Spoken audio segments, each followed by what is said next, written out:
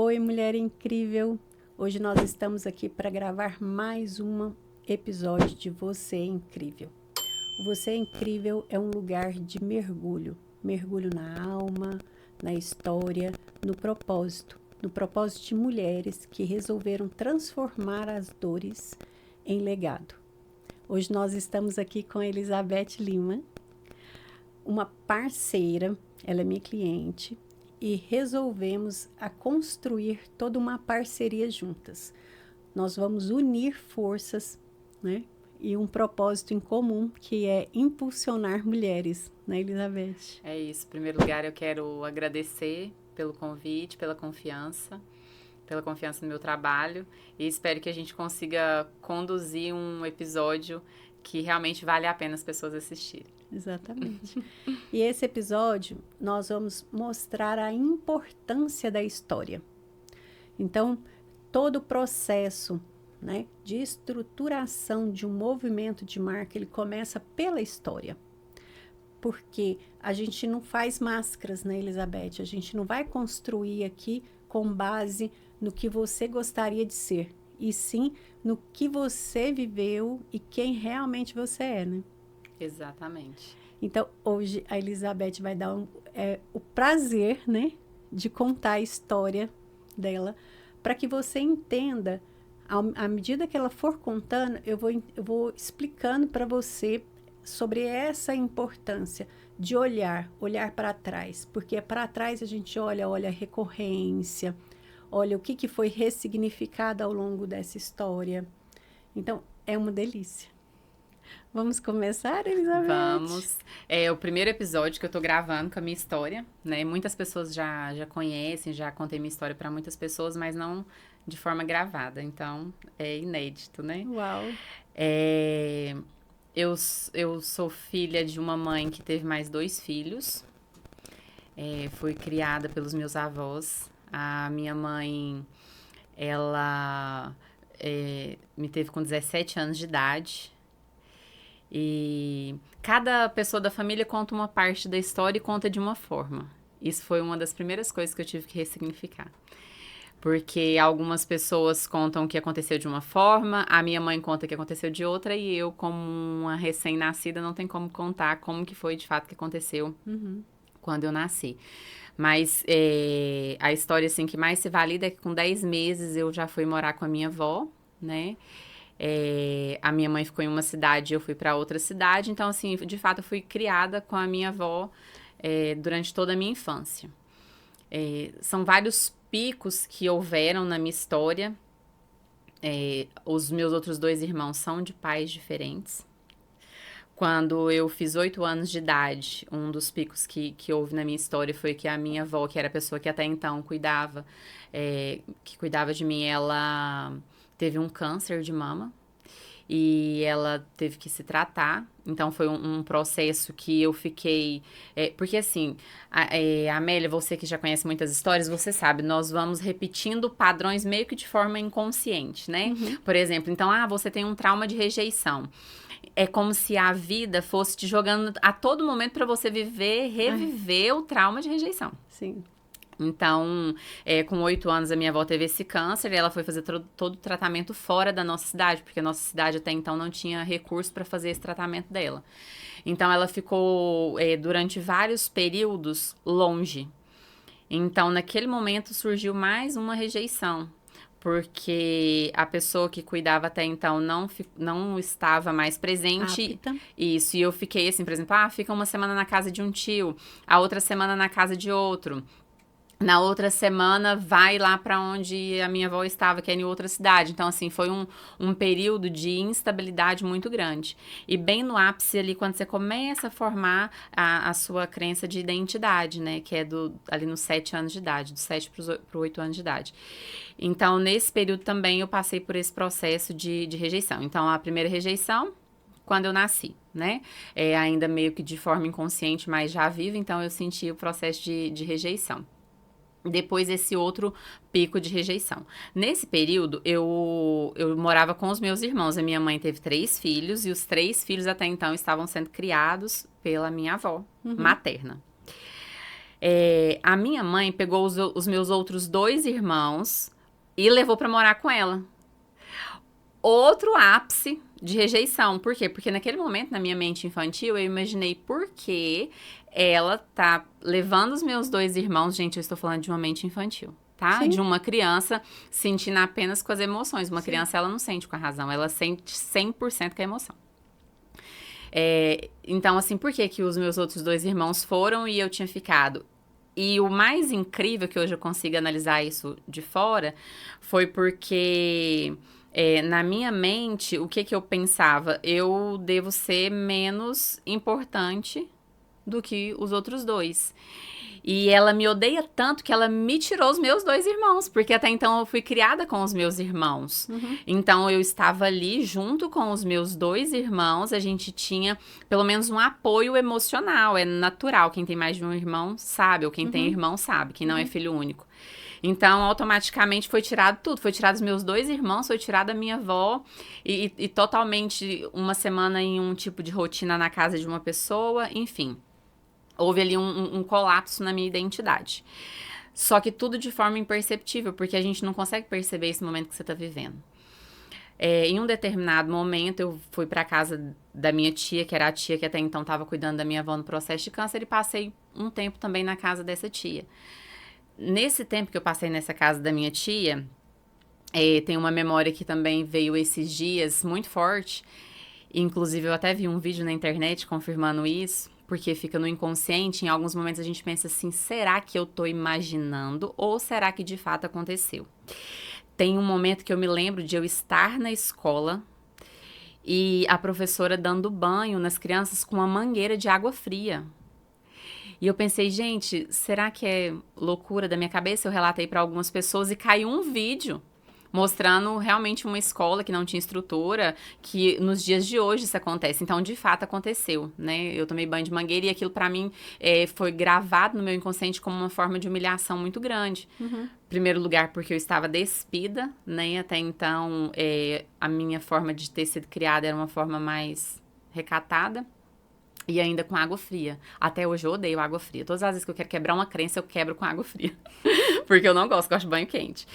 Então, assim, são formas que vai criando a sua crença de identidade e que lá na frente, quem tem oportunidades tem que sentar e falar assim, por que eu faço as coisas como eu faço? Porque eu sinto da forma que eu sinto. E isso vem justamente da infância. Vem do empilhamento de informações que você tem da vida. Como as pessoas tratam as outras pessoas. Eu entendo isso a partir da forma que eu fui tratada. Então, quando eu olho para a forma que eu fui tratada, eu entendo como que é que as pessoas tratam as outras pessoas. E existem 2 formas. Ou você rejeita totalmente o padrão, ou você acolhe totalmente o padrão. Então, eu rejeitei o padrão, entende? Então, eu comecei a pensar, não, eu não quero tratar as pessoas da mesma forma que eu fui tratada. Eu não quero ter uma vida da mesma forma que eu recebi. Eu quero fazer algo de diferente. Então, eu repeli o padrão e comecei a construir um estilo de vida totalmente diferente. Pode falar. Só um pouquinho.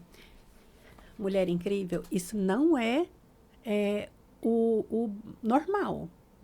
Né? Quando eu venho extraindo toda essa história da Elizabeth, né? Eu venho olhando para ela e observando que hoje ela já passou todo por um processo de autoconhecimento, então ela consegue olhar lá atrás. Mas lá atrás, ela não contava a historinha, porque a gente, na hora que acontece, a gente tem a historinha da vítima, né? E você ali, naquele mesmo momento de acontecendo, você já começava a ressignificar sua história, né? Isso. Eu não havia percebido esse padrão até nós 2 conversarmos. Por quê? Porque eu tenho certeza que foi 100% do Espírito Santo isso. Foi um dom que o Senhor me deu. Não foi algo que foi construído assim intencionalmente. Eu tinha a intenção de ressignificar rápido para seguir minha vida. Não, foi o próprio Senhor que foi fazendo isso comigo. Então, eu acredito que isso aconteceu justamente para que eu tivesse leveza de viver rápido, ressignificar rápido, para que eu pudesse, de fato, contribuir na vida de outras pessoas. Porque ficar lambendo as nossas feridas não faz com que elas Curem, né? curem. Na verdade, nós não somos gato, né? Então, assim, o que vai acontecer? Quanto mais eu fico lambendo aquela ferida, mais funda ela vai ficando, mais dolorida aquela ferida vai ficando. Então, a única forma de cicatrizar é, de fato, eu dar tempo para que ela cicatrize, só que o que é lamber uma ferida emocional? É eu ficar contando para mim mesmo aquela história, intensificando a dor que aconteceu. Imagina todos os dias eu levantar e ficar contando para mim mesma, ai, como eu sou uma pessoa rejeitada, como eu não sou amada. Não, cada um deu o que tinha como dar. Então, se essa é a realidade do que eu recebi, mas eu não vou ficar revivendo todos os dias as minhas dores, eu não vou ficar todos os dias me lamentando, lamuriando, me colocando no lugar de vítima, porque isso não resolve nada, entende? Se você hoje der um tapa na minha face, eu tenho a oportunidade de deixar com que essa dor seja amenizada pelo espaçamento entre o tapa e o que eu siga a minha vida. Ou eu posso todos os dias relembrar aquela dor e o nosso cérebro não distingue o que é real do que é imaginário e todos os dias o meu cérebro vai sentir aquela mesma dor. Então, todos os dias eu sofro pela mesma dor. Então, graças a Deus, eu consegui ressignificar isso e seguir a minha vida. Não ficar... E não foi só essa parte, né, Elizabeth? Porque quando você trouxe a sua história, foram vários episódios, assim, extremamente marcantes, né, que me fizeram realmente repensar. À noite eu cheguei e falei assim, porque cada pessoa passa por desafios, né? Então, quando você olha os seus desafios, você acha que aquele desafio é tão grande, mas quando você escuta uma história de uma pessoa e você percebe, poxa, a minha vida foi muito leve, né? Mas o que é mais impressionante na história, porque cada pessoa conduz a sua história de vida de uma forma diferente. A Elizabeth, ela conduziu de uma forma que ela contava as histórias para sair daquele momento, né? Vamos contar para elas uma história que ficou para mim assim extremamente marcada. Foi que você conversou com a sua avó, né? Em um momento ali da adolescência. Vamos pular da infância já para a adolescência, porque eu quero que você conta da parte empresarial também. Quando você avisou sua avó, eu vou assistir um jogo, né? E você foi. Ali estava todo mundo sabendo aonde você estaria. E ali aconteceu um episódio. Conta para elas. Na verdade, esse episódio que você tá falando, eu fazia parte do time de futsal da escola. Então, tinha treinos. Então, foi no treino. Toda a família sabia, eu participava... Eu até brinco e falo assim que eu era muito ruim de futsal. Mas eu sempre fui muito animada. Então, eu acho que o time me levava por conta disso. É uma líder nata.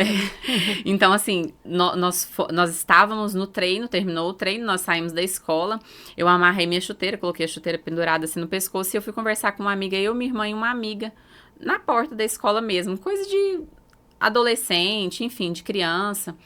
Então, nós estávamos ali conversando, a minha mãe, nesse momento, ela era babá de uma criança, e ela chegou na porta da escola e começou a nos ofender de forma muito terrível.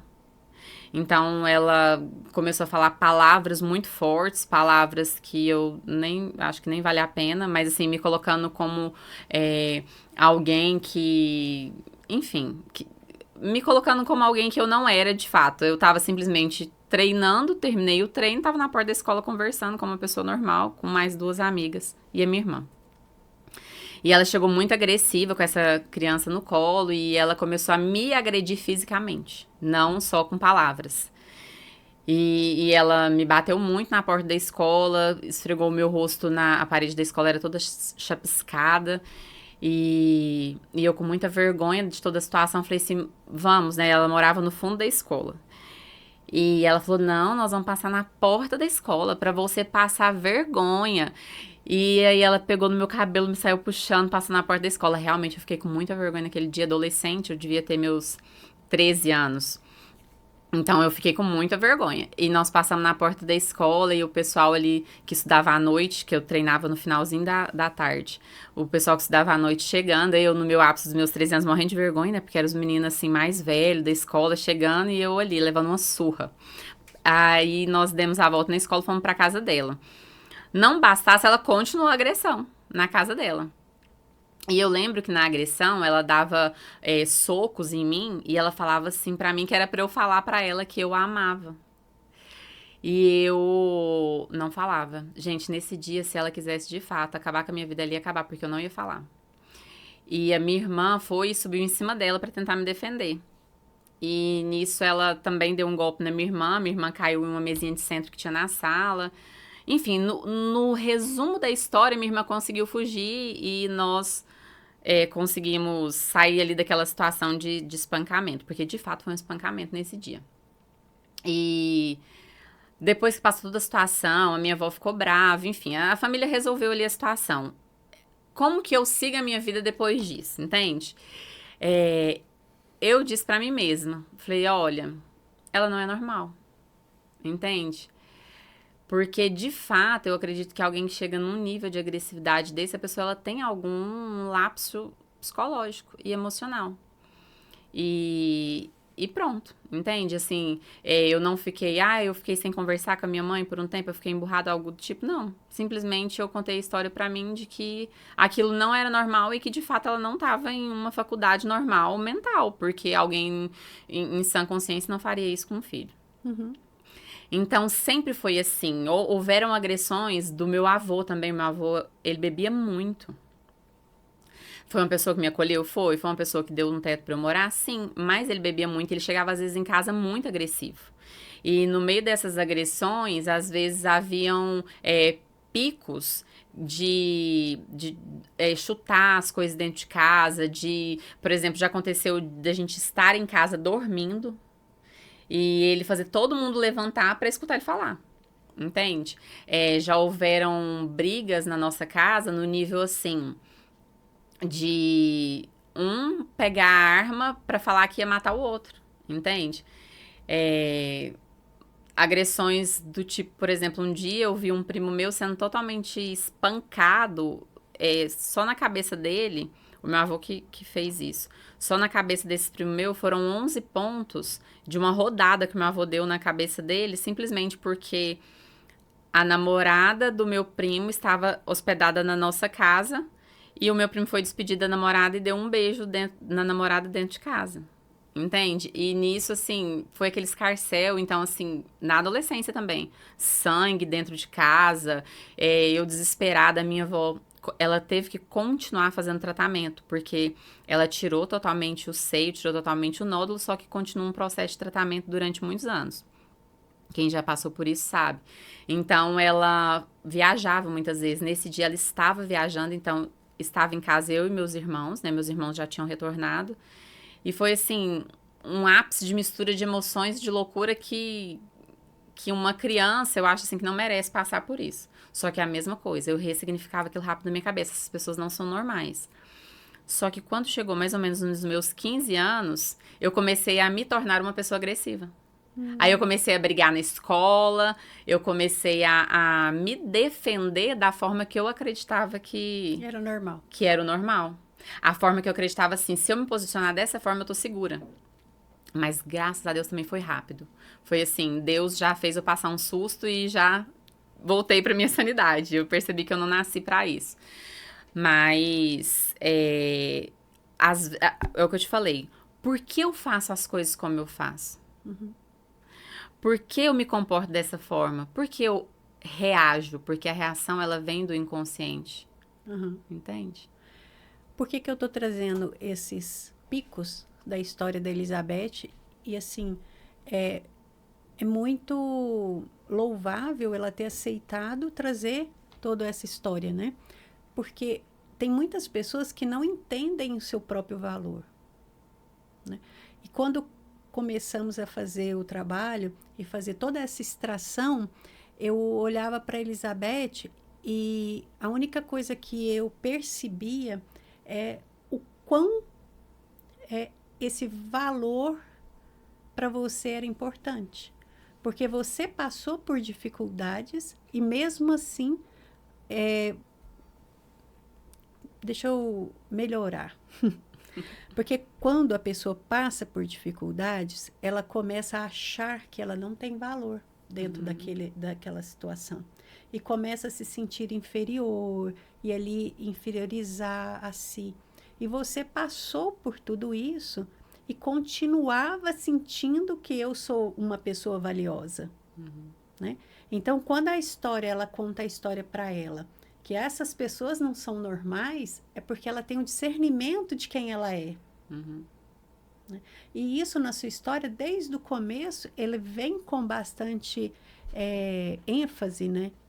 Esse valor. Você não perdeu o valor nessa trajetória. Agora eu quero pular um pouquinho dessa fase. Então, nós já falamos um pouquinho da infância, falamos da adolescência. O que eu estou trazendo? Independente da dor que a pessoa viveu, ela também constrói. Você concorda que uma pessoa que viveu tudo isso e não olha para o valor de si, ela não consegue construir? Agora a gente vai começar a fase da empreendedora, né? Vamos começar a contar como que começou essa parte empreendedora que é tão assim arraigado na sua veia. É importante falar que, por exemplo, a questão das escolhas, né? Muitas vezes eu fiz algumas escolhas totalmente inconscientes, igual, por exemplo, só importante para falar dessa questão do valor. Sim. O meu esposo, ele tem uma diferença de idade de 19 anos. Isso também foi uma escolha pautada na minha identidade naquele momento, entende? Então, assim, hoje a gente sabe disso, nós entendemos que existe um padrão, existe um motivo pelo qual eu escolhi, porém, naquele momento eu não tinha essa consciência, entende? O que eu buscava? E esse nosso casamento é um casamento ótimo, nós já estamos há mais de 18 anos juntos, mas naquele momento eu buscava o quê? Eu buscava proteção, eu buscava um lugar seguro. Então, por isso, não podia ser alguém da minha idade, porque alguém da minha idade não poderia me oferecer aquilo, entende? Então, por isso que eu descobri, então, assim, nenhuma das nossas escolhas emocionais, elas são guiadas pela razão. A maioria delas são guiadas pela emoção. Então, eu conheci ele com 17 anos de idade. Eu saí de casa, chegou um ponto que chegou no ápice do que eu suportava. Com 17 anos de idade, eu já tinha várias experiências de trabalho. Eu já era uma pessoa que eu, assim, aparecia algo. Pra você ter uma noção, com 17 anos eu já sabia escovar cabelo, já sabia tirar sobrancelha. Então, assim, o trabalho de salão, depilação, eu já sabia fazer unha. Então, assim, eu já sabia várias tarefas manuais. Eu já tinha trabalhado como cabo eleitoral de político. Eu nem sei se hoje em dia tem isso mais, que você entrega santinho nas casas. Então, eu já tinha trabalhado de babá, diarista, tudo que você pensar. Então, assim, eu já fazia dinheiro. E suportar tudo aquilo que eu suportava começou a ficar muito pesado. Por quê? Porque quando você... eu entendo algumas pessoas que vivem sobre opressão e não conseguem sair daquilo. Eu entendo mulheres que às vezes não se sentem capazes de sair de um relacionamento tóxico. Tá ligado à mentalidade, tá ligado à mente. O que elas acreditam que elas são capazes de fazer, muitas vezes elas acreditam que é pequeno. Tanto que, às vezes, quando eu vou orientar alguma mulher que está passando por algum tipo de abuso psicológico, eu sempre falo para a pessoa, eu falo assim, olha, eu oro para que você enxergue você como o Senhor te enxerga. Porque se você enxergar, você sai desse lugar. Sai. São mulheres jovens, fortes e às vezes estão vivendo naquela situação porque elas não se enxergam como de fato elas são. E também não se posicionam, né? E isso, não tomam um posicionamento de falar assim, olha, eu não quero viver mais. Então, naquele momento, eu com 17 anos de idade, eu não podia, de fato, sair de casa. Então, literalmente, gente, eu fugi. Eu fugi, fiquei 3 dias sem minha família saber onde eu estava, com quem eu estava, enfim, eu desapareci durante 3 dias, depois de 3 dias eu voltei. E no que eu voltei, a minha tia, que mora em Ituiutaba, ela estava em Jataí, a família toda muito preocupada. E eu falei, não quero mais morar com meu avô. E ela falou assim, então vamos morar comigo em Ituiutaba. E eu fui morar com essa tia minha em Ituiutaba. E quando eu cheguei em Tuiutaba, o meu atual esposo, atual é o único, tá, gente? Glória a Deus. O meu esposo era amigo de um namorado de uma prima. E a gente começou a conversar, começou a se conhecer. E eu fui trabalhar pra minha tia tinha um bar. Aí eu fui trabalhar pra essa tia minha nesse bar até eu conseguir um emprego. E aí nós começamos a namorar. E nesse meio tempo, ele falou assim, olha, eu preciso de alguém na parte fiscal da minha empresa. Então, eu entrei na parte fiscal para trabalhar para ele. Dentro de uns 8 meses, ele percebeu que ele tinha que fechar essa empresa que eu trabalhava, porque já assim, não fazia sentido o ramo para ele, porque ele trabalhava com conserto de eletrodoméstico, enfim. E já era um ramo que ele não queria mais, por exemplo, fazer o operacional, então ele não queria consertar. Então ele pegou a parte de peças e vendeu para a pessoa que tinha a oficina. E nós montamos essa loja de utilidades domésticas, bem pequenininha nós começamos. E então nós começamos junto essa loja de utilidade doméstica em um lugar menor, depois nós fomos para um lugar maior e fomos crescendo dentro de Tuiutaba. Depois nós tivemos um problema, que nós locamos um imóvel e nós pagamos uma parte da construção desse imóvel. E chegou um determinado ponto, quando a construção estava grande, começou a aparecer outras pessoas querendo locar o lugar. Ou seja, nós pegamos o terreno, bancamos parte da construção para que fosse construído personalizado para nós. Quando começou a aparecer essas outras pessoas, o dono do imóvel achou mais interessante até por questão de valor, né? Porque a gente tinha investido e as outras pessoas ofereceram um aluguel maior, né? Porque já estava pronto. E isso gerou algo emocional muito forte. Então, assim, a nossa empresa ficou sem lugar, porque de fato não tinha um lugar maior dentro da cidade, no centro da cidade. E diante disso a gente resolveu mudar de cidade. Foi quando a gente foi para Itumbiara.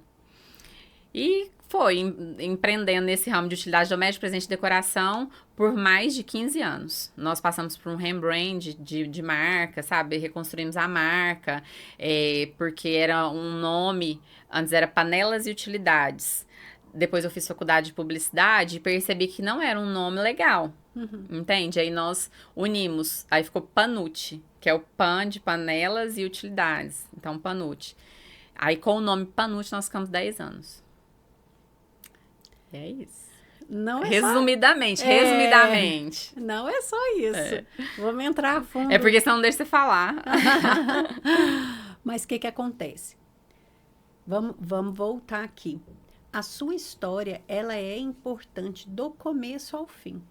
Para quê, Amélia? Por que é tão importante você pegar uma folha de papel e começar a escrever? Porque ali você começa a perceber padrões, né? Então, ouvindo essa história da Elizabeth, qual o padrão que eu tenho aqui? Padrão de uma pessoa que vem resolvendo, né?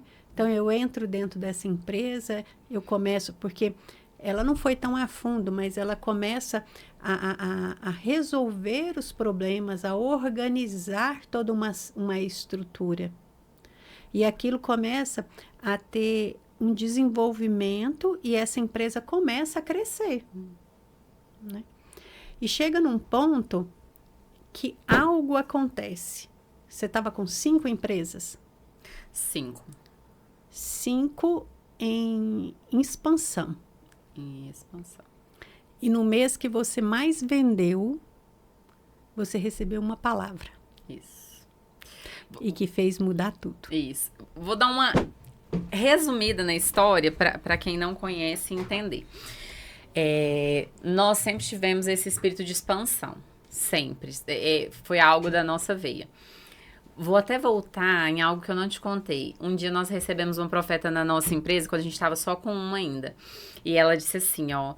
eu vejo muitos pontos no mapa. E a gente sempre foi empreendedor. Então nós estamos pensando, então nós vamos expandir. Deus tem uma palavra de expansão. E na época nós ficamos assim... Como que vai ser isso? Como que vai acontecer? Eu tinha acabado de... Eu não lembro se eu estava grávida na época. Eu estava quase ganhando neném. E aí, o que nós fizemos? Nós falamos assim, então, provavelmente nós vamos crescer também dentro da nossa cidade. Então, houve um momento que a gente foi e eu comprei o concorrente do lado da minha loja, comprei a loja do concorrente do lado, Tinha uma outra empresa que já era uma empresa também muito antiga na cidade, nós compramos essa empresa.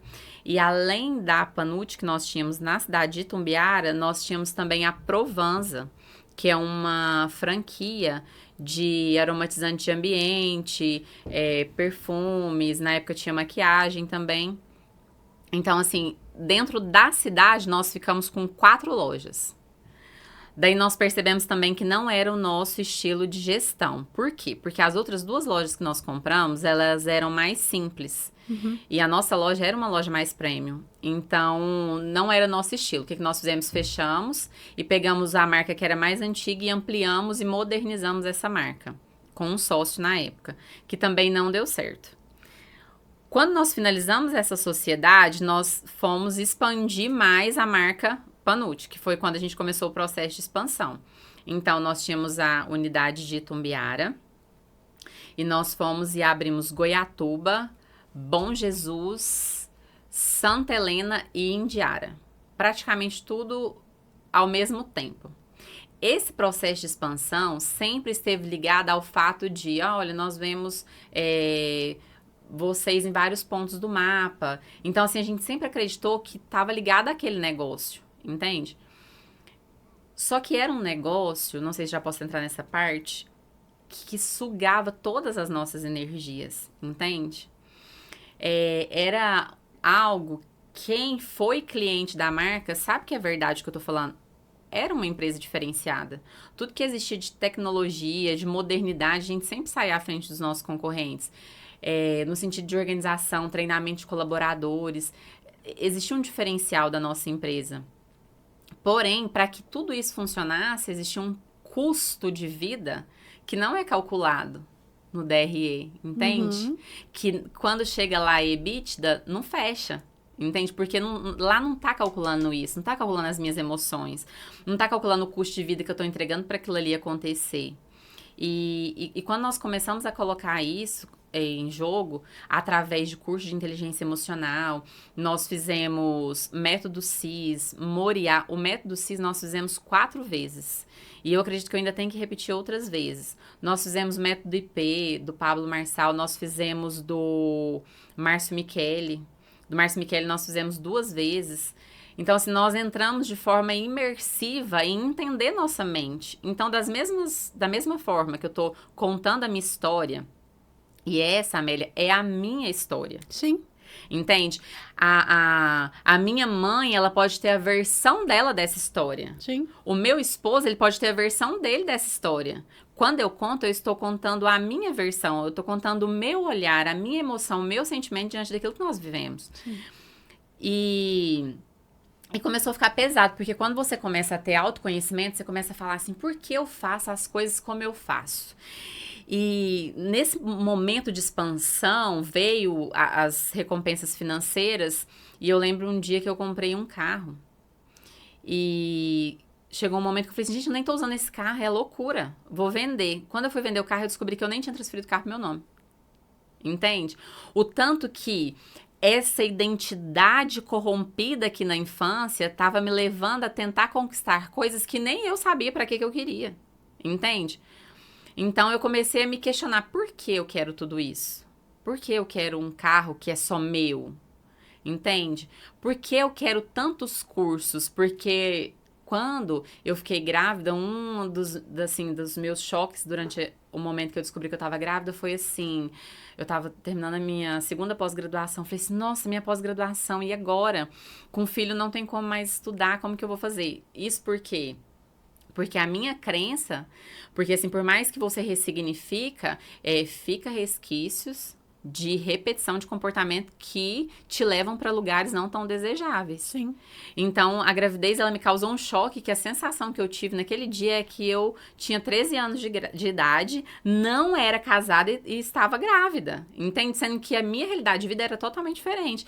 Era de uma mulher bem-sucedida financeiramente, uma mulher que tinha um esposo, na época a gente tinha mais de 10 anos de casado, vários cursos, várias formações, só que a criança, naquele momento, gritou mais alto. Naquele momento, todas as minhas dores vieram à tona, entende? Nossa, e agora? Acabou minha vida. Provavelmente está ligado ao quê? Está ligado O que você viveu? ao que eu vivi quando eu nasci, entende? A minha mãe engravidou com 17 anos. Provavelmente, esse foi o sentimento dela. Acabou minha vida. Só que não, na época eu tinha 27 anos de idade, uma pessoa já com uma vida construída, não fazia sentido aquela emoção. Então, eu consegui ressignificar e entender também. E muitas mulheres passam por isso, né? Eu passei por isso. A hora que vem a gestação, igual eu era do mercado, então trabalhava mais de 8 horas por dia, começava às 8, terminava às 20, e vem cessa a liberdade, né? Então, com certeza, alguém que está assistindo percebe e vivencia isso hoje, que a maternidade traz esse peso. E nós estamos aqui para mostrar que a maternidade não é isso, né, Elizabeth? Não é.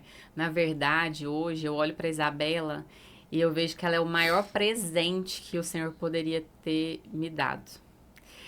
Ela é a maior prova de que o Senhor sabe dar boas coisas para os seus filhos. Sim. A minha filha hoje, ela é a prova de que quando Deus escolhe, Ele faz a melhor escolha. Por quê? Porque sem a maternidade... Eu era, sim, escrava antes da maternidade. Por quê? Porque eu entregava toda a minha vida para um negócio. Aquele negócio tinha se tornado a minha identidade. Aquele negócio tinha se tornado a minha vida. E ela veio para desestabilizar tudo isso dentro de mim. Tanto é que até então, mesmo com toda essa história que eu contei, eu nunca tinha tido ápice de tristeza, depressão, síndrome do pânico, nada disso. Depois que a Isabela nasceu, que começou todo aquele equilíbrio entre maternidade, negócio e a minha identidade sendo formada através da maternidade, porque eu acredito que a maternidade formou minha identidade muito mesmo. Foi que eu percebi alguns padrões de comportamento e, de fato, foi uma época que eu comecei a enlouquecer. Foi a única fase da minha vida que eu pensei em cessar minha vida. Entende? Por quê? Porque na época eu estava com 4 empresas, com uma filha de 1 ano e pouco, quando eu comecei a ter os... Porque assim, você vai suportando e vai somatizando e você chega a um ponto que você não suporta, né? Então, assim, era todo um contexto. E eu amo o Senhor por isso, porque eu acredito que nesse momento o Senhor realmente começou a me curar. Entende? Porque eu tinha um motivo naquele momento para viver. Porque, como eu disse, tem 2 formas. Ou você repele o comportamento, ou você repete. Então, como eu tinha repelido o comportamento, eu não queria que a minha filha fosse criada sem mãe. Eu não queria que ela fosse criada sem pai. Entende? Então, quando eu fiquei grávida, um dos meus posicionamentos foi esse. Eu falei assim, eu não falo mais em separação. Eu não falo mais. Eu vou suportar esse homem aqui até a última gota. Se for pra separar ele que vai sair de casa, eu não saio. Se for pra falar em separação, ele vai falar, mas eu não falo. Por que disso? Porque eu não queria que a minha filha fosse criada sem pai. E a mesma coisa, por exemplo, quando eu pensava assim, minha vida não tem valor, eu falava, como que vai fazer com ela? Como que ela vai se virar sozinha? Ela precisa de mim. Então, ela veio para me libertar. Essa é a verdade. A minha filha, ela trouxe a verdadeira liberdade. Por quê? Porque eu fui reconstruindo a minha identidade no que, de fato, o dinheiro não compra. Entende? Por quê? Porque quando eu olhei para aquilo, para aquele desejo, eu falei assim, gente, tá tudo errado. Foi a primeira vez que eu procurei uma psiquiatra, e a única também. E ela fez vários exames, e ela falou assim, olha, realmente é psicológico. E eu comecei a fazer um tratamento. Na época, para você ter noção, a minha medicação era uma medicação para esquizofrenia. Realmente, meus pensamentos estavam muito bagunçados. Eu comecei a realmente ter visões espirituais. E foi uma loucura. Nesse tempo, eu fui convidada para ir para a igreja. E eu comecei a frequentar o culto de mulheres. Depois, eu chamei meu esposo para a gente fazer o curso de casais. E fui conhecendo um pouquinho de Jesus. Um dia, não recomendo isso para ninguém. Um dia eu cheguei em casa, abri o lixo, joguei e profetizei. Falei assim, nunca mais eu vou tomar medicamento controlado. Eu joguei fora a medicação e, de fato, o Senhor me curou. Mas por quê? Porque o Senhor queria tratar a minha identidade. Ele queria mostrar pra mim, expor o que eu tinha escondido até então. Mesmo superando, existia algo guardado dentro de mim. E ao expor aquilo, eu consegui, de fato, superar, trazendo um perdão genuíno. Entende? Por quê? Porque quando eu fui mãe, eu ressignifiquei a maternidade da minha mãe 100%. Porque quando eu passei pelo processo pós-cesariana, eu falava assim, gente, ela me deu a oportunidade de viver. Sim. Ela poderia ter cessado a gravidez, ela tinha 17 anos. Entende? Ela não cessou a gravidez. Ela permitiu que eu tivesse vida. Ela levou a gravidez por 9 meses. E o meu parto, eu, Elizabeth, nasci de uma cesariana. Então, ela também passou por aquele processo, entende? De ficar 40 dias sentindo dor, um corte de várias camadas, enfim. Ela permitiu com que o corpo dela fosse ferido para que eu nascesse. Isso já é suficiente para que ela mereça a honra da minha parte, entende? Então, você ressignifica para seguir com as ferramentas que você tem. Só que quando você começa a entender de fato sobre as coisas do Senhor, você ressignifica para curar de fato. E o seu processo de cura, ele veio Pode falar. gradativo? Não, tudo junto e misturado, né? Não teve nada assim suave, leve nessa jornada. Durante essa jornada, né, desses pensamentos, dessa cura da maternidade, também veio o olhar para a empresa. Veio. Né? Veio o olhar e veio também a obediência. Isso. Conta para nós o que realmente Deus pediu para você fazer neste momento. Nós, quando a empresa estava com 9 anos, já com a marca reposicionada, nós decidimos que nós iríamos nos mudar para Goiânia, que é onde nós estamos hoje, com o intuito de nos afastar da empresa, para que nós tivéssemos um olhar fora da empresa. Quando nós começamos a olhar a empresa do lado de fora da empresa, nós começamos a sair de dentro dela e observar todas as coisas que aconteciam, criar processo, gerenciamento, montar equipe, para que de fato aquilo acontecesse, nós começamos a montar um processo para que as empresas virassem franquias.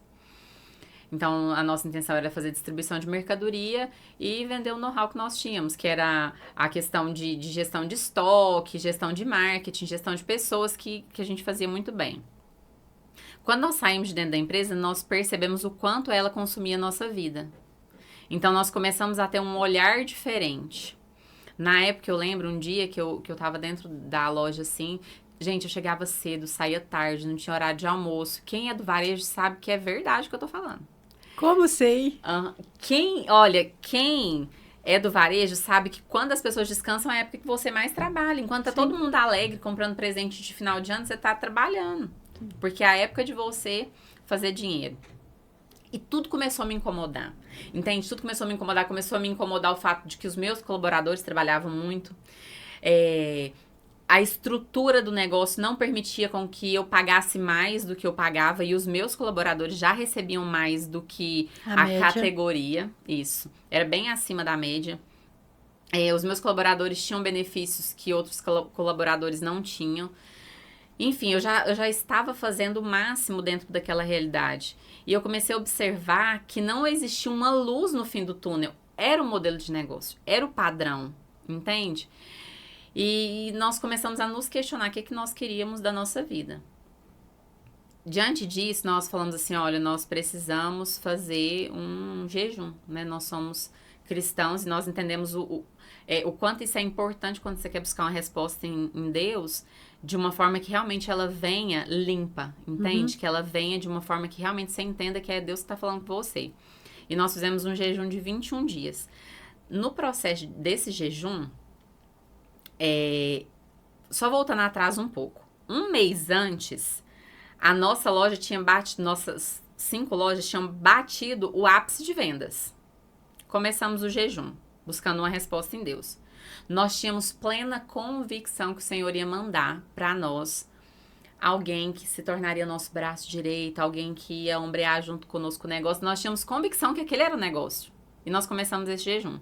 Nesse processo de jejum, Amélia, tudo que você imaginar que pode acontecer, aconteceu. Pegou fogo em computador. Toda a minha equipe de mais de 5 anos pediu demissão. Começou um atrás do outro pedir demissão. Eu falei assim, gente, o sinal do Senhor deve ser para eu voltar para dentro da empresa. Então, nós tivemos que voltar para dentro da operação. Por quê? Porque toda a estrutura que eu tinha criado ao longo do tempo para que eu ficasse longe, eu comecei a perder toda ela. Eu falei, Senhor, e assim, eu convicta que o Senhor ia dar algum sinal sobre o próximo passo de expansão. 21 dias de jejum, fogo em padrão, mercadoria com problema, todos os clientes, sabe, assim, quem é do varejo sabe aqueles clientes problema, todos foram para nossa empresa nesse tempo. Problema com tudo. Parece que tudo que eu vendia dava problema, tudo que eu vendia dava defeito. Parece que as mercadorias, tudo, enfim, começou uma loucura. Eu falei, nossa, meu Deus, não tô entendendo o sinal. O sistema começou a dar problema, eu comecei a perder banco de dados. Não, virou assim, uma confusão. Quando deu os 21 dias, eu falei, Senhor, eu ainda não entendi. O Senhor vai ter que ser muito mais claro comigo. E eu escrevi uma carta para Deus. E nessa carta eu falei assim, Senhor, eu quero um profeta que eu nunca vi na vida, que nunca me viu, que não tem possibilidade dessa pessoa conhecer a minha história, e eu quero que o Senhor use esse profeta para falar comigo. Escrevi a carta pro Senhor na quinta. Quando foi no domingo, chegou uma família de missionários na nossa igreja. E eles estavam indo para a Índia e passaram nas igrejas, né? Pregando, profetizando e falando do trabalho deles, que eles iam fazer na Índia. No final do culto, fez uma fila lá para essa missionária orar. E ela foi e orou conosco. Quando ela orou conosco, ela falou assim, gente, eu vejo uma porta fechada. Mas o Senhor não me deixa abrir essa porta. E eu já entendi assim, ó, tem um mistério por trás dessa porta. E a profeta falou, vamos fazer o seguinte, estou muito cansada, porque eu atendi muitas pessoas hoje. Posso orar com vocês amanhã? Sim, pode. No outro dia nós ligamos para ela e ela começou a orar por telefone. Ela orando por telefone, 45 minutos de oração. E eu só falava assim em pensamento, Senhor, eu quero uma resposta clara. Eu não quero que fique sombra de dúvida da resposta. Chegou um determinado momento, eu acredito que ela já estava exausta de orar. Ela falou assim, o Senhor manda eu dizer, fecha a porta, entrega a chave e não olha nem para trás. Então, nesse momento, eu recebi a resposta que nós queríamos do Senhor. E ela falou assim, o Senhor manda dizer, é para finalizar ainda esse ano. Isso, Amélia, nós estávamos com 5 lojas, isso era setembro.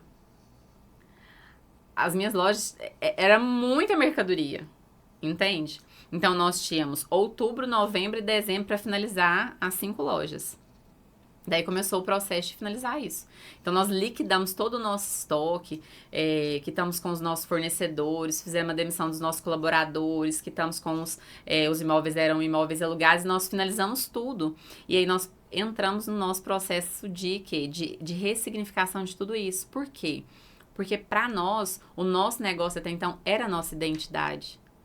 Tava tudo firmado, tudo girava em torno daquilo. Uhum. Eu e meu esposo, nós nos conhecemos montando esse negócio. Uhum. Então, o nosso casamento também, ele girava todo em torno daquilo. Entende? Durante 17 anos, nós olhávamos para aquilo e, na verdade, na época com 15 anos, né? Já tá 15 anos de casado. 15 anos de casada, a gente só vivia aquilo. A nossa rotina o tempo todo foi aquilo, entende? Era viajar para São Paulo, para comprar, era atender fornecedor, aquilo ali era a nossa rotina.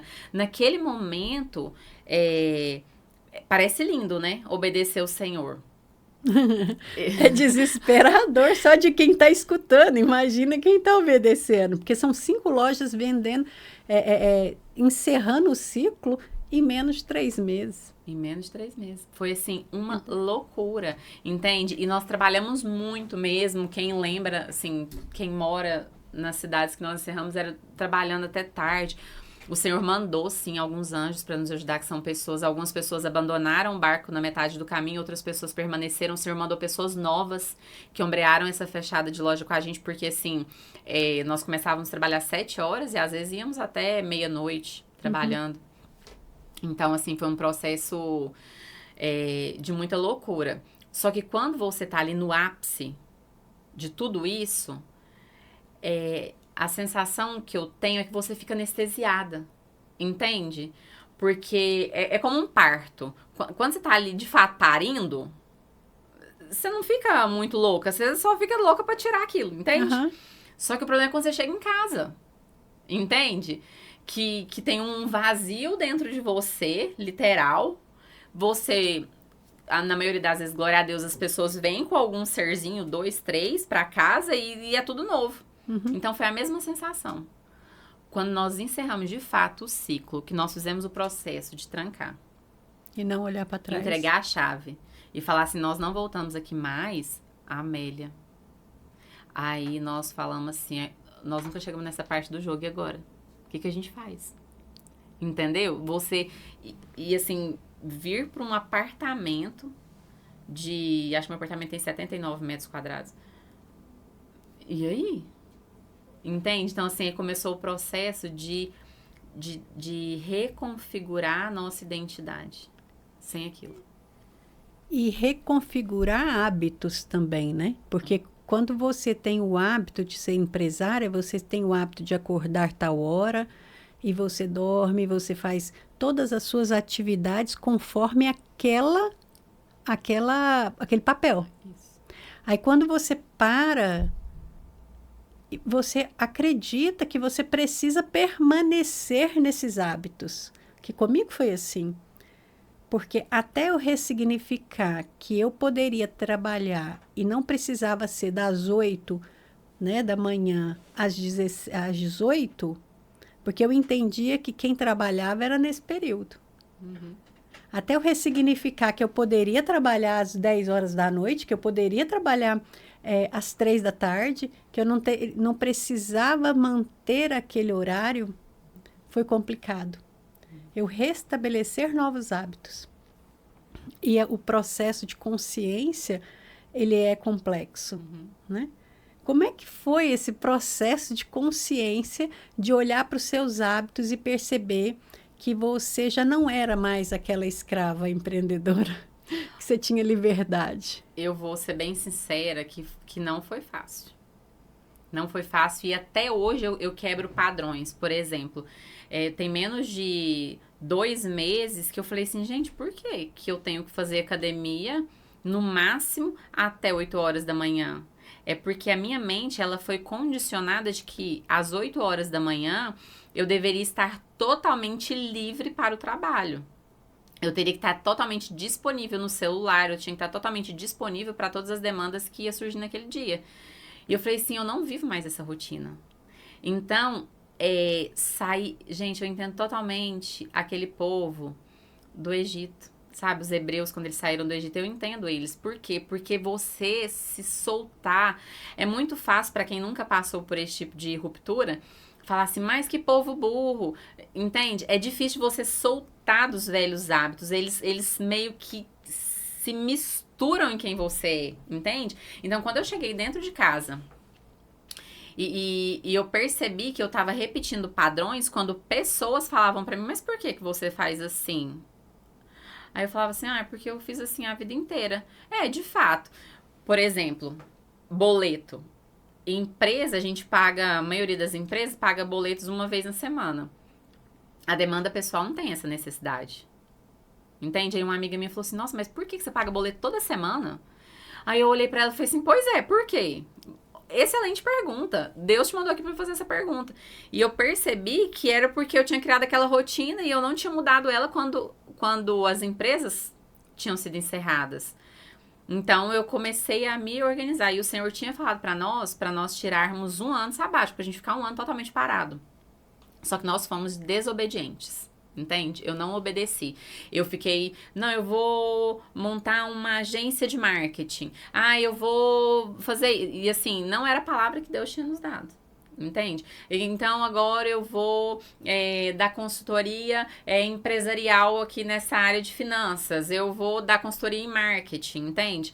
E o que o Senhor queria? Quando o Senhor falou assim, fica 1 ano parado, é porque o Senhor queria tirar toda a estrutura que existia dentro de mim, que tinha se fundido a minha identidade, eu achava que era daquele jeito, entende?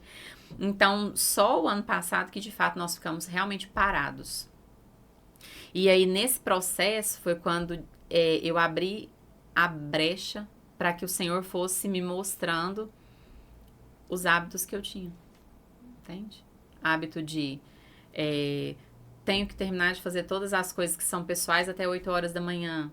Entende? Ah, eu não posso comprometer minha agenda em determinado horário. Então, eu entendi que era uma nova fase, uma nova estação e que eu já não tinha mais aquele compromisso de 8 às 18. Entende? Que a minha forma de produtividade agora, ela era diferente. Entende? Então, por exemplo, se eu participo de uma reunião à noite, termino essa reunião 10 horas da noite, mais do que justo no outro dia, por exemplo, eu ir pra academia às 7 horas. Eu saí desse lugar e eu vejo muitas pessoas fazendo isso ainda, Amélia. E eu acho dolorido, sabe? Porque, assim, hoje eu sempre tô calculando o custo de vida. Qual é a vida investida nisso? Entende? Diante desse investimento, quando que vem o retorno? Ou eu vou ter que investir toda a minha vida para ter um pequeno retorno? Entende? Eu vou ter que trabalhar até os meus 60, 70 anos de idade, muito, para eu ter uma velhice tranquila. Não faz sentido. Não faz. Entende? Porque quando eu for velha, eu não tenho mais energia. Então, eu quero viver durante toda a minha vida. Eu não quero reprimir a minha vida para que eu viva ela quando eu não tenho mais energia para viver. Não, eu quero viver todos os dias. Entende? Isso. Quando a gente olha para trás, eu como também fui empresária, né? Também doei minha vida ali para aquela instituição e doava muito mais de 10 horas por dia, né? Porque a gente levava trabalho para casa. E eu percebi aquele cansaço, né? Cansaço para gerir tudo isso. E hoje eu impulsiono mulheres, né? Você também impulsiona mulheres e o nosso trabalho é construir esse movimento de marca, né? E hoje eu percebo uma liberdade, né? Essa liberdade de você poder ir e vir, essa liberdade de você poder conduzir o trabalho da melhor forma. Não é o trabalho que te conduz, em si você conduz o trabalho, né?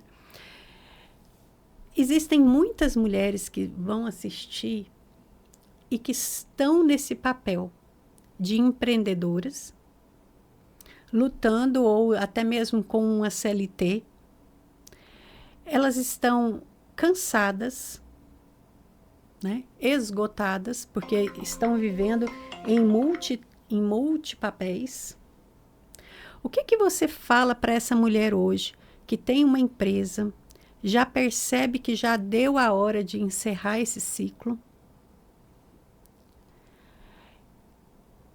O que seria um motivador para essa mulher? Porque você teve uma motivação explícita que foi Deus conversando. Mas você foi buscar. Você fez o seu 21 dias de jejum. Vamos conversar com essa mulher empreendedora que está sofrida, cansada. Mostrar para ela que tem a leveza. Na verdade, o primeiro lugar desse romper é justamente você começar a se perguntar: por que eu quero tudo isso que eu tenho? Entende? Por que eu faço? Porque, assim, existem empresas, igual eu tô falando, eu já tive franquia. Então, por exemplo, existem pessoas que têm franquias que o valor final que ela tira e o tanto que ela tem que entregar de vida, enfim, de energia naquele negócio, às vezes com um trabalho administrativo que ela trabalharia bem menos, ela tiraria aquilo. Então, a questão é, qual é o motivo pelo qual você faz o que você faz? Tem que ter um motivador. E a partir disso, você começar a se questionar. De fato, eu tô feliz ou eu tô querendo provar para alguém que eu sou boa? O status social de ser empresária. Isso. É assim, ó, por exemplo, existem empresárias que têm toda a pose, e eu não estou desfazendo de nenhuma profissão, mas existem pessoas que têm toda a pose eu sou empresária e tal, mas assim, no final ali, depois lá do sinalzinho de igual, às vezes a pessoa tem um prolabore do mesmo valor do que uma manicure. Sinceramente, entende? Até menos. Isso. E às vezes até menos, com peso de responsabilidade muito maior. Então a questão é, por que eu estou fazendo isso? Ah, eu faço isso porque eu emprego pessoas. Se tem um significado especial para você, ok. Só que na maioria das vezes, se a gente começar a analisar de fato as nossas emoções, nós estamos fazendo aquilo para provar algo para alguém. Entende? Eu tô fazendo isso por quê? Porque eu construí uma família, eu construí algo que eu não suporto voltar para lá. Eu tô fazendo tudo isso porque eu quero provar para pessoas do meu passado que nem se lembram de mim mais que eu sou uma pessoa que vem ensinar a vida. A outra questão é assim, ó, o meu ego. Ele começou a tomar conta e talvez um dia meu negócio foi de fato lucrativo e bom, só que ele tá caindo, tá em decadência, não faz mais sentido pra mim, só que eu não tenho coragem de abrir mão daquilo, justamente porque e o que os outros vão pensar? O que eu tenho pra falar é o seguinte, daqui a um mês ninguém vai lembrar de você mais. Daqui a um mês vão ser outras pautas de fofoca, entende?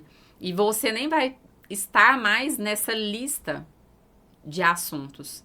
Então, só que se você permanecer com algo que não tá dando resultado, daqui 10 anos, daqui 5 anos, você ainda vai estar com essa situação. E o corpo cobra, né? Tudo, né, Amélia? O corpo cobra, ali a sua vida vai desgastando, os relacionamentos vão sendo corrompidos por causa daquela ânsia de ter que ser, né? De ter. Totalmente invertido. Igual eu te disse, quando nós começamos a analisar as pessoas que tinham empresas que estavam na nossa frente, tinham mais unidades do que a nossa, porque existem grandes marcas, e nós chegávamos até os CEOs dessas empresas, nós percebemos o seguinte, eles não têm vida. Então, é importante você espelhar também no seu negócio. Por exemplo, a pessoa que tem mais sucesso no seu ramo, qual é o sucesso que essa pessoa tem? Se ela tá há muitos anos no ramo, ela tem uma família sólida? Ela vai chegar em uma velhice que vai valer a pena a vida dela? Porque o que vai fechar no final é, de fato, o que você fez da vida. Eu já ouvi várias pessoas que trabalham na área de saúde falar que nos leitos de hospital, nos leitos de UTI, na finalização da vida, eles nunca ouviram alguém falar assim, ó, meu carro vai ficar, minha casa. Não. Eles falam, nossa, eu poderia ter curtido mais a minha família. Eu poderia ter curtido mais os meus filhos. E no final é isso que importa. Entende? E às vezes é um custo que não tá na planilha. Não. Entende? Nós não estamos aqui incentivando a fechar empresas, nós não estamos aqui incentivando a você abandonar algo que você construiu, mas nós estamos incentivando a fazer reflexões, né? E é justamente isso que o Você é Incrível surgiu na minha vida, né? Porque trazer oportunidades de pessoas, né, que tiveram, porque a Elizabeth teve uma infância, uma adolescência, uma juventude, a parte empresarial, houve um processo ali, houve dor, mas houve ressignificação e você agora está construindo esse legado, né? Que é exatamente o que a gente está construindo e que nós vamos trazer nos próximos episódios, né? Então, esse episódio foi para contar a história, para que você olhe para a sua história, para o que faz sentido e faça perguntas para que você olhe e veja se realmente isso faz sentido, né? E que a história é a base de toda a construção desse movimento, né? A Elizabeth trouxe a história dela com muita humildade no sentido de se mostrar, né? Se colocar vulnerável. E nós temos um único objetivo, influenciar você a olhar para a sua história, nesse episódio. E nos próximos episódios, a gente vai trazer muitas novidades, para que você consiga construir o seu movimento de marca. Para quem assistiu até aqui, vou fazer o merchan da minha amiga. Se inscreva no canal, deixa seu like, manda para alguém que faz sentido ouvir essa história. Às vezes pode conectar com o coração de alguém que está passando por um processo agora de rompimento, alguém que às vezes está na dúvida se está realmente vivendo a história que foi chamado para viver. E é isso. Se inscreva no Você é Incrível. E te espero no próximo episódio.